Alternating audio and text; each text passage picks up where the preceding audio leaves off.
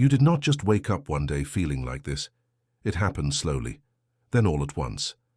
There was a version of you that used to feel things clearly, that used to know what they wanted, that used to move through life with some kind of internal direction, even if it was quiet, even if it was small.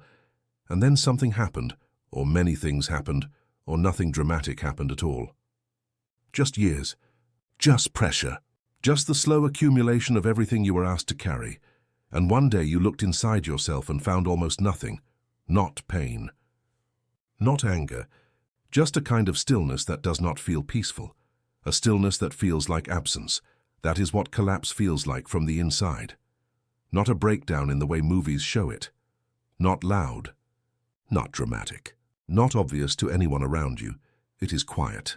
It is internal. It is the moment when the self that used to respond to life stops responding. You go through the motions. You do the things you're supposed to do. You talk to people. You answer messages. You show up. But something essential is not there anymore, and you know it. You feel it in the morning before you open your eyes. That half second before consciousness fully arrives, where there is a moment of neutral emptiness, and then awareness returns. And with it comes that weight. That familiar, formless weight that has no single name. Some people call it depression. Some people call it burnout. Some people do not call it anything. They just live inside it and assume this is simply who they have become. But that is not what this is. You are not who you have become, what you are. Experiencing is not a destination. It is a signal. The human nervous system is one of the most intelligent systems that exists. When the pressure of maintaining an identity, of carrying expectations, of surviving relationships and failures and rejections becomes too much, the nervous system does not simply break. It protects, it pulls back. It goes quiet in the places that were overused. It numbs the areas that were struck too many times. It creates distance between the conscious self and the pain that had become unbearable. What feels like collapse is actually the system saying it has reached its limit, not that you are weak, not that you are broken, not that something is fundamentally wrong with you. The system hit a ceiling, and it responded the only way intelligent systems respond when they are overloaded. It shut the unnecessary processes down. So if you have been wondering why you cannot feel the things you used to feel, why joy does not land the way it once did, why even the things that used to matter feel distant and gray and somehow unreachable, that is not emptiness, that is protection. Your system is protecting you from continuing to operate inside conditions that were causing damage. The numbness is not the problem. The numbness is the message, and the message is this: something had to stop. Something had to be put down. Something that you were carrying was too heavy for the identity you had built to hold. Now here is the part that matters. The identity that collapsed was not your real identity. Let that sit for a moment, because this is where most people make a critical mistake. When they reach this place of internal collapse, they look at the wreckage and they believe they are the wreckage. They look at the identity that fell apart and they say, "That was me, and now I am gone." But that is not what happened.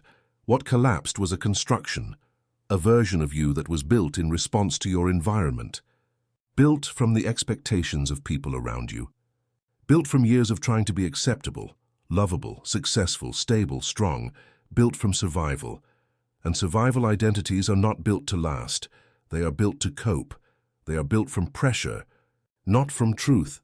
And when the pressure becomes greater than the structure can hold, the structure gives way.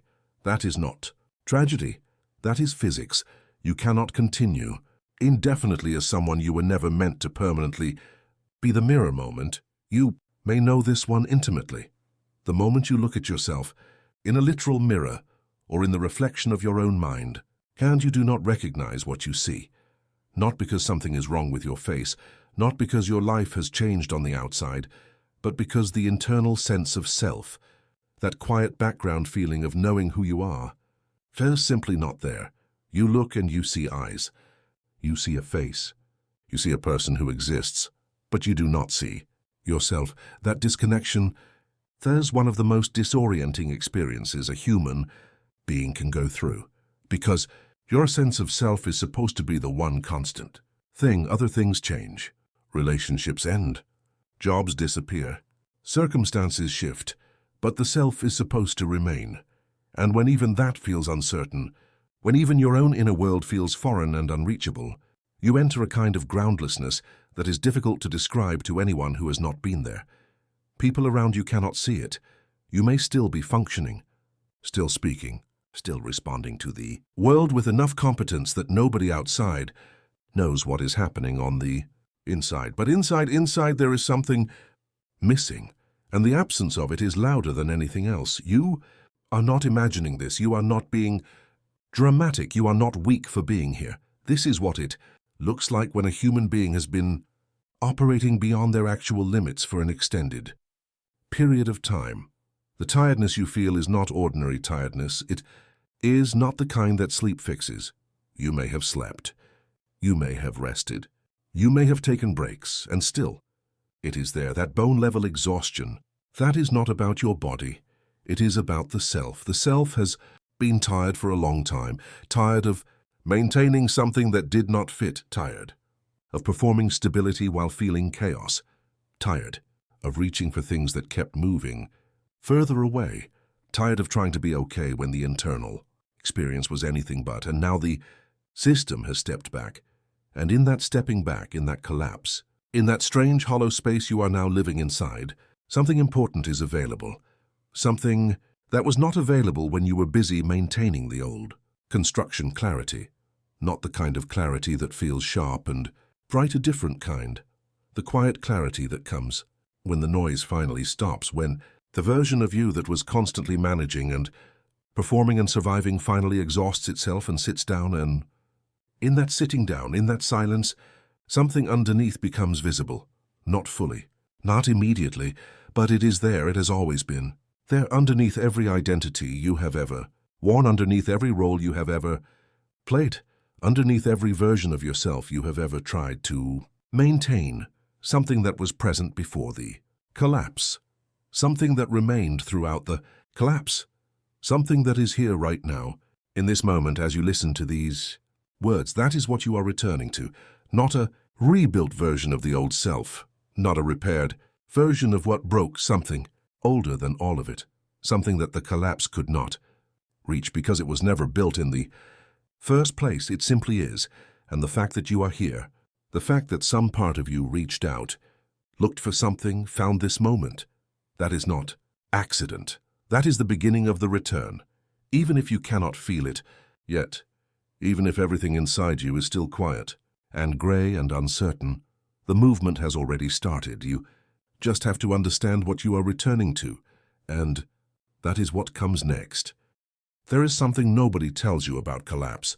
They tell you to recover from it. They tell you to heal. They tell you to rebuild. But nobody tells you to look at it closely. Nobody tells you to ask the question that actually matters. What exactly collapsed? Because here is what you have been assuming. You have been assuming that what fell apart was you, the real you, your identity, your core, the essential thing that makes you who you are. And because of that assumption, the collapse feels like destruction. It feels like loss. It feels like something irreplaceable was taken. But that assumption is wrong, and understanding why it is wrong is the thing that changes everything. What collapsed was not you. What collapsed was a layer, a constructed layer, built over years, built from the outside in. Think about how identity actually forms in a human being. You were not born with the beliefs you currently hold about yourself. You were not born knowing you were not enough, or too much, or difficult to love, or destined to struggle. You were not born with the constant need to prove something. You were not born exhausted. Those things came from somewhere. They came from environments that were not always safe, from relationships that required you to shrink or perform or disappear certain parts of yourself in order to be accepted, from failures that were interpreted not as events, but as evidence. Evidence about who you are, about what you are capable of, about what you deserve.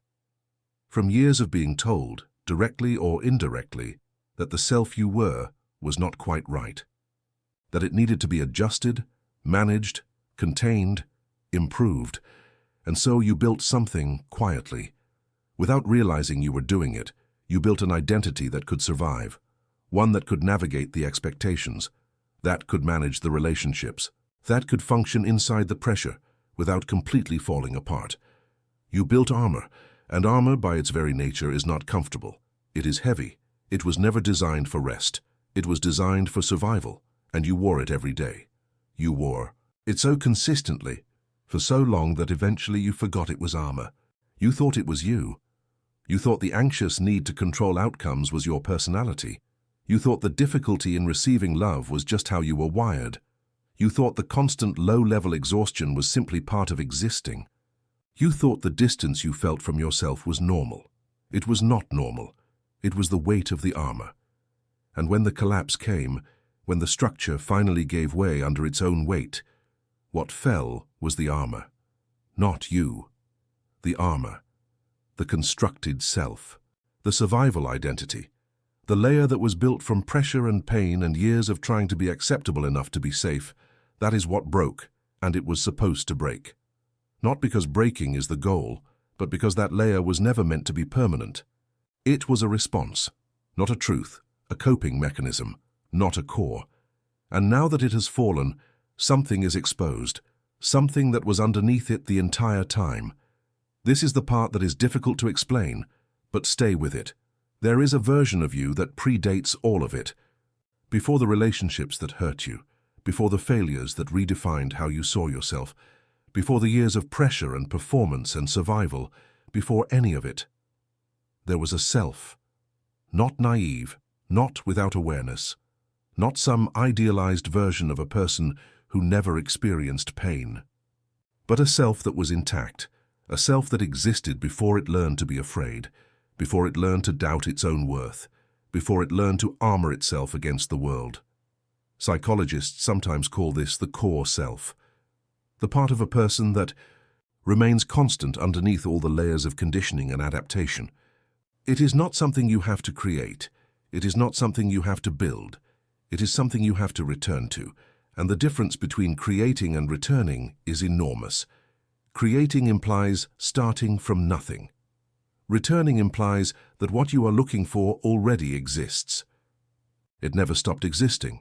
It was not destroyed by the collapse. It was not erased by the relationships. It was not dimmed by the failures. It was simply buried, covered by layer after layer of adaptation, of performance, of the self that was shaped in response to everything that happened to you, rather than the self that existed before any of it.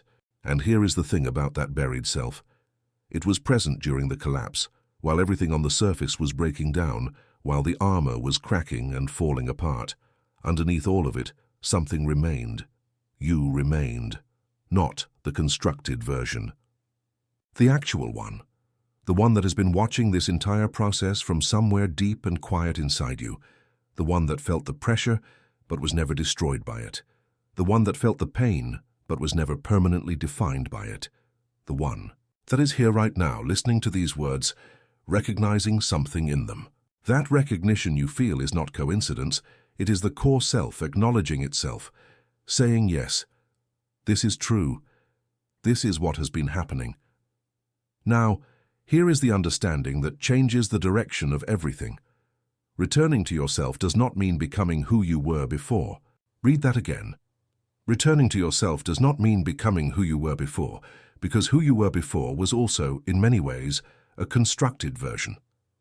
The person who existed before the collapse was already wearing the armor, already operating from the survival identity, already carrying the weight of all the conditioning that eventually became too heavy. Going back to that is not the goal. That version of you was already headed toward this collapse. The goal is not backward. The goal is deeper.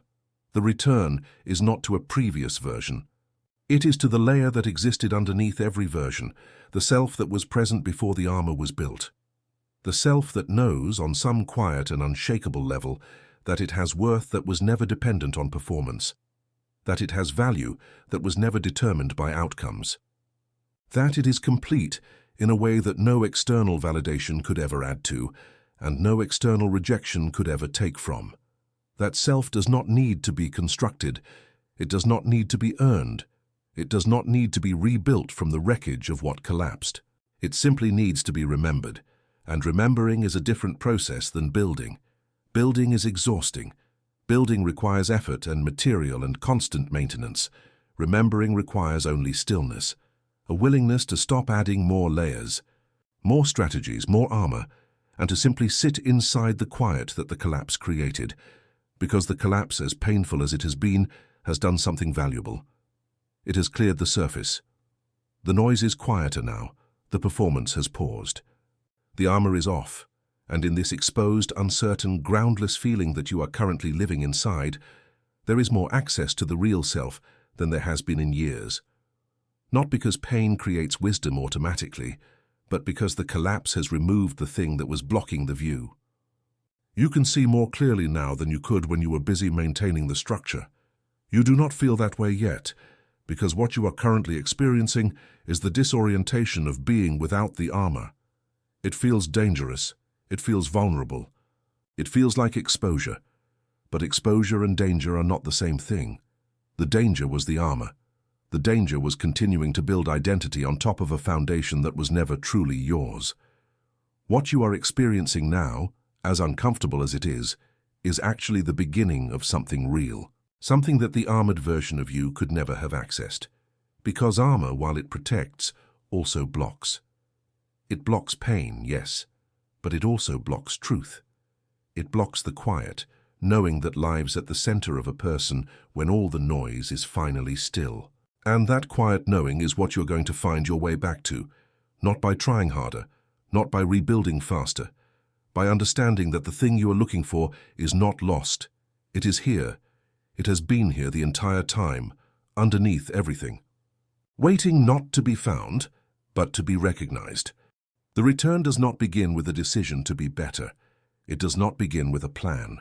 It does not begin with motivation or momentum, or a sudden surge of clarity that reorganizes everything inside you. The return begins with something much quieter than any of that. It begins with a pause, a single moment where you stop. Not stop trying. Not stop functioning. Not stop existing inside the difficulty of where you are. Just stop fighting yourself, because that is what has been happening underneath everything else. Underneath the numbness and the exhaustion and the disconnection.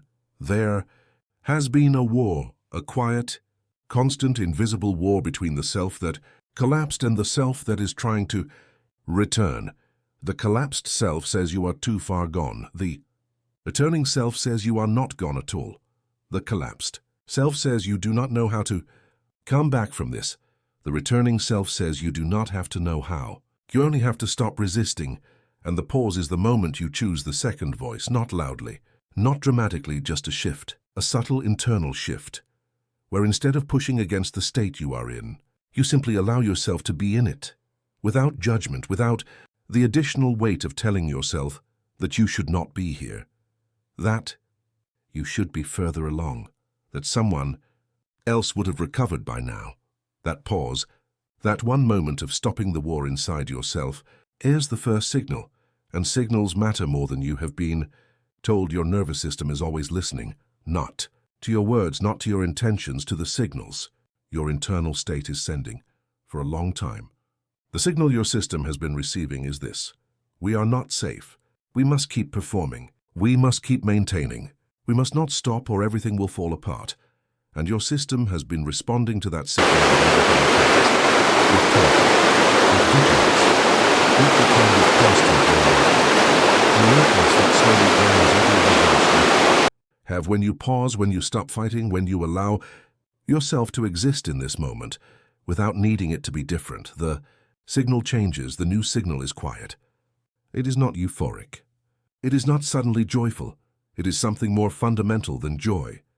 It is safety, a whisper to the system that says, we are here, we are not in immediate danger, we can stop bracing, and the nervous system, which has been waiting for exactly that signal, begins to respond, slowly, not all at once, but the response is real.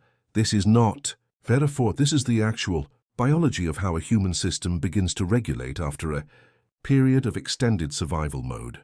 The body needs to know it is safe before it will release the state it has been holding, and the body learns safety not from words, from signals, from small, consistent gentle signals that come from the choices you make inside the quiet. Every small choice you make for yourself from this point forward is a signal, not a grand gesture, not a complete life overhaul, a small choice. You rest when you need to rest, without apologizing for it. Signal, you eat something. You drink water. You step outside for a moment. Signal, you sit with your own presence for 5 minutes, without needing to fill the silence.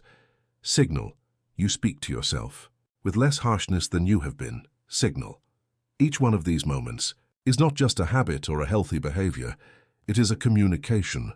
You are communicating to the deepest part of your system that the person in charge now is someone who will take care of you, not someone who will push you past your limits and then feel shame. When you break, someone who sees where you are and responds with gentleness instead of pressure. And every time that communication happens, the picture inside you shifts slightly.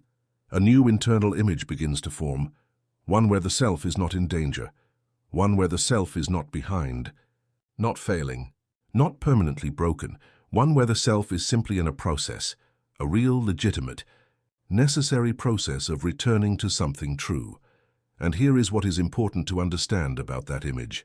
The nervous system does not distinguish between what is happening and what is vividly, consistently experienced on the inside, which means the new picture, even when the external circumstances have not changed, begins to create a new internal reality.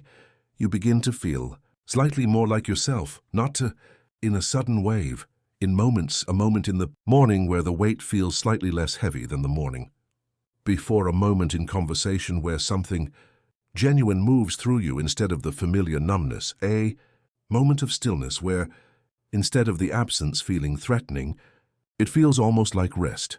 Those moments are not accidents. They are the return beginning to arrive. Do not dismiss them because they are small. The return is made entirely of small moments. That is how it works.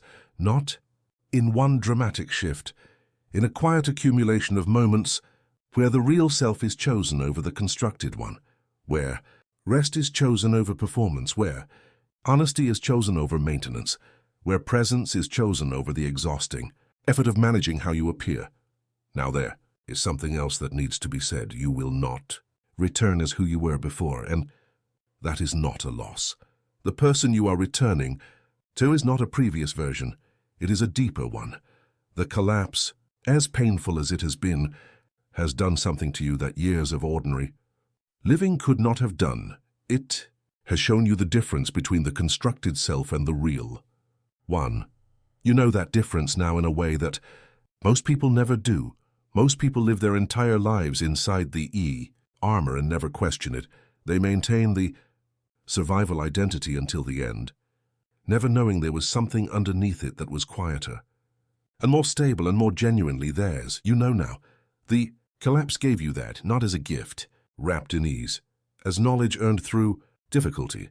And that knowledge is permanent. It does not go away when you feel better.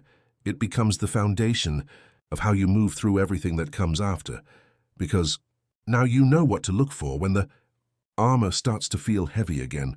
You know the signal. You know that the weight is not who you are. You know that the numbness is not permanent. You know that underneath whatever layer the world has pressed onto you, you are still there, intact, continuous, real. And that knowing changes the quality of everything. It changes the way you enter relationships, not with the desperate need to be seen by someone outside yourself, because you have lost the ability to see yourself, but from a place that is quieter than that, more settled than that, a place where you know who you are underneath the experience. And that knowledge makes you harder to lose.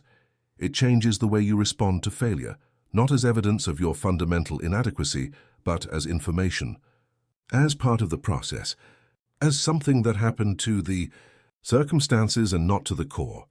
It changes the way you exist inside the ordinary moments of your life, with slightly more presence, slightly more willingness to be here, slightly more recognition that simply existing inside this moment is not nothing.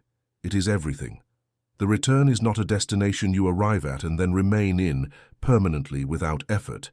It is a direction you choose, quietly again and again, in the moments where the old patterns try to resurface, in the moments where the armor feels familiar and the real self feels uncertain, in the moments where the noise of the world tries to drown out the quiet signal underneath.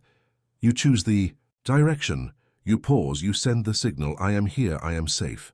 I am coming back, and the system responds every time because it has been waiting for exactly that, not for you to be fixed, not for you to be different than you are right now, just for you to stop moving away from yourself and turn gently, without force, without urgency, without the need to arrive faster than you are arriving.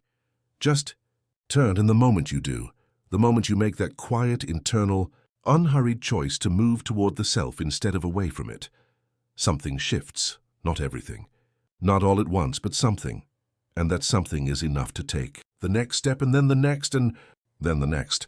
You are already doing it. You have been doing it this entire time. The fact that you are here, that you found this, that you listened all the way to the end of this, that was not passive. That was the real you. Reaching for exactly this. The return has already begun. You just needed to know it, and now you do.